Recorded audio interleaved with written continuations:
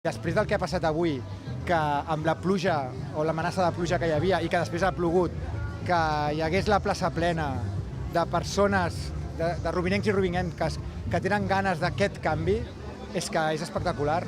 I això vol dir que la ciutat plogui, nevi, faci sol, faci vent, el que passi, té ganes de canvi, té ganes d'entrar, obrir finestres amb persones noves, amb idees noves, amb projectes nous, i això avui ha sigut una demostració d'aquesta voluntat que respira la ciutat, no? Que no és fàcil.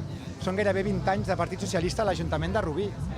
I això és una metàfora del que passa avui. No serà fàcil, no és fàcil. I ens haurem de mullar, ens haurem de treballar, ens haurem de remengar per fer possible que el 26 de maig hi hagi aquest canvi. I el que avui hem demostrat és el que li demanem també que faci la ciutat. Que s'aixequi, que vagi a votar i que sobretot voti per aquells que són la garantia que en aquesta ciutat podem guanyar el Partit Socialista. I aquesta garantia només és Esquerra Republicana de Catalunya. Volem que a partir del 26 de maig aquesta ciutat se senti orgullosa d'ella mateixa, que torni a ser aquella ciutat amb la qual la gent, quan sortia a fora, deia que era de Rubí amb orgull.